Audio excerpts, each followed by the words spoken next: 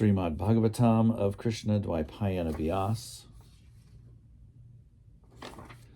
with translations and purports by His Divine Grace A.C. Bhaktivedanta Swami Prabhupada, founder Acharya of the International Society for Krishna Consciousness.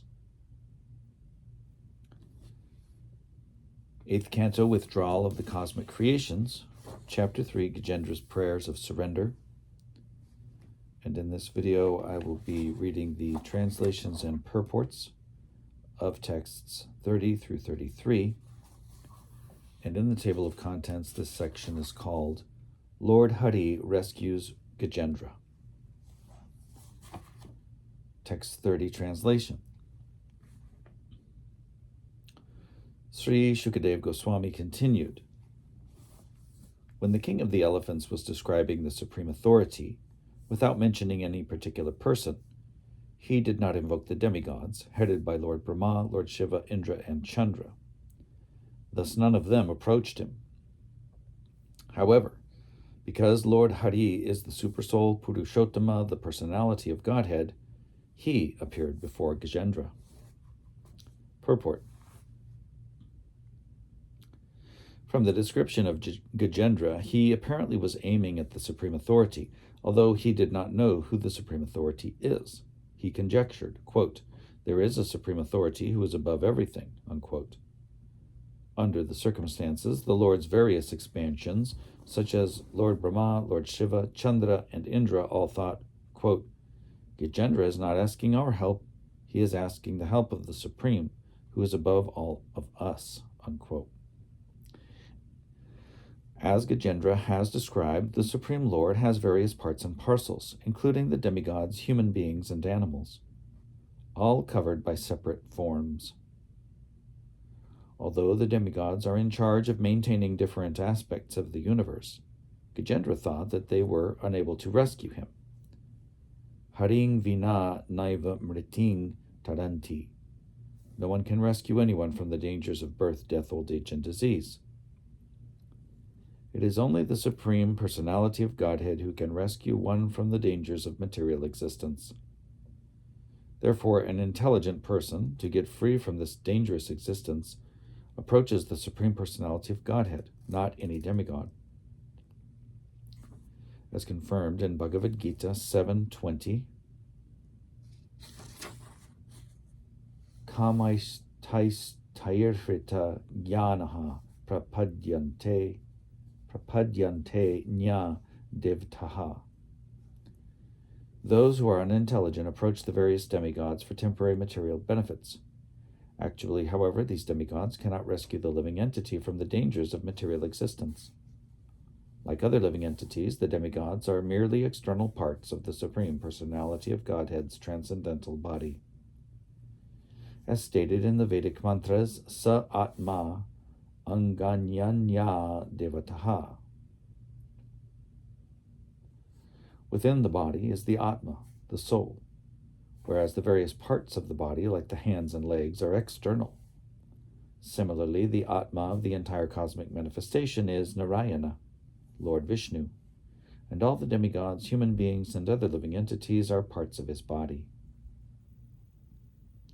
It may also be concluded that, since a tree lives on the strength of its root, and when the root is nourished with water, all the parts of the tree are nourished, one should worship the Supreme Personality of Godhead, who is the original root of everything.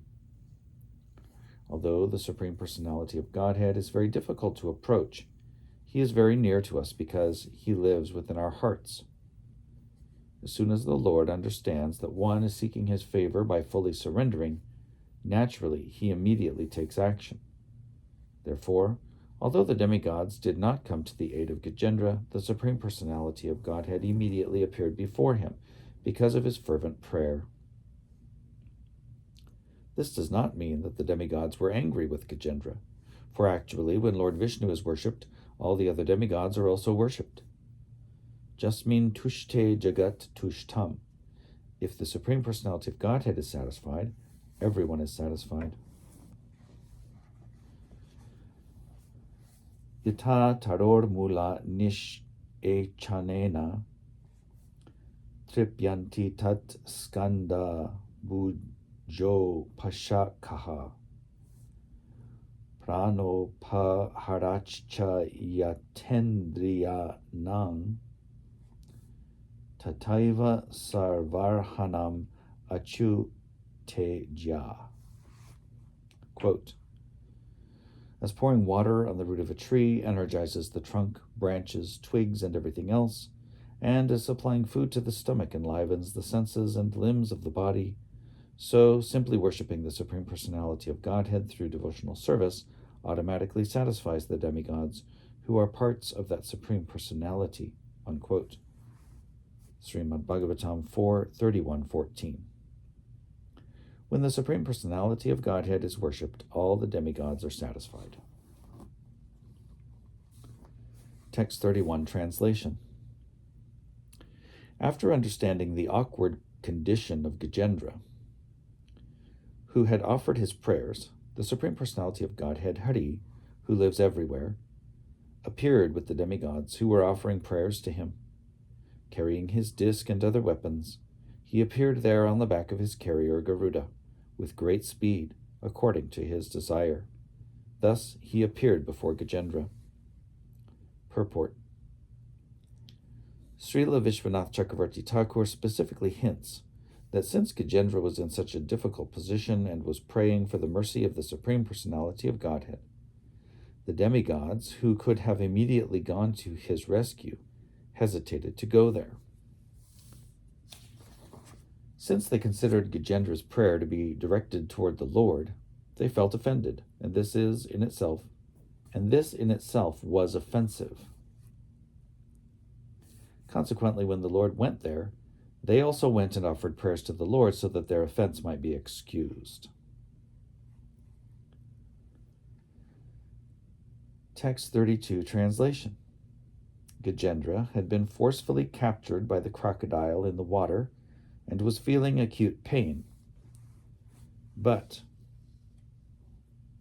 when he saw that Narayana, wielding his disc, was coming in the sky on the back of Garuda, he immediately took a lotus flower in his trunk, and with great difficulty due to his painful condition, he uttered the following words, O my Lord Narayana, Master of the universe, O Supreme Personality of Godhead, I offer my respectful obeisances unto you.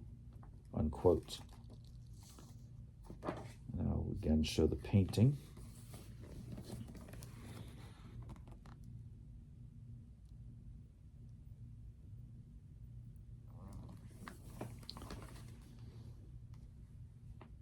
And the caption on the painting says, the elephant Gajendra took a lotus in his trunk, and with great difficulty due to his painful condition, he uttered the following words, quote, O Lord Narayana, Master of the universe, I offer my respectful obeisances unto you. Unquote. Purport. The king of the elephants was so very eager to see the Supreme Personality of Godhead that when he saw the Lord coming in the sky with great pain and in a feeble voice, he offered respect to the Lord. A devotee does not consider a dangerous position to be dangerous, for in such a dangerous position he can fervently pray to the Lord in great ecstasy. Thus, a devotee regards danger as a good opportunity. Tate nukam pang susamiksha manaha. When a devotee is in great danger, he sees that danger to be the great mercy of the Lord, because it is an opportunity to think of the Lord very sincerely and with undiverted attention. Tate nukam pang susamiksha mano bunjana evatma kritang vipakam. Śrīmad Bhāgavatam 10:14-8. He does not accuse the Supreme Personality of Godhead for having let his devotee fall into such a dangerous condition. Rather, he considers that dangerous condition to be due to his past misdeeds, and takes it as an opportunity to pray to the Lord and offer thanks for having been given such an opportunity. When a devotee lives in this way, his salvation, his going back home back to Godhead, is guaranteed. We can see this to be true from the example of Gajendra, who anxiously prayed to the Lord and thus received an immediate chance to return home back to Godhead.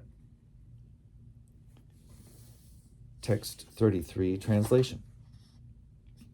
Thereafter, seeing Gajendra in such an aggrieved position, the unborn Supreme Personality of Godhead Hari immediately got down from the back of Garuda by his causeless mercy and pulled the king of the elephants along with the crocodile out of the water. Then, in the presence of all the demigods who were looking on, the Lord severed the crocodile's mouth from its body with his disc. In this way, he saved Gajendra, the king of the elephants. Thus end the Bhaktivedanta purports of the 8th canto, 3rd chapter of the Śrīmad Bhāgavatam, entitled Gajendra's Prayers of Surrender.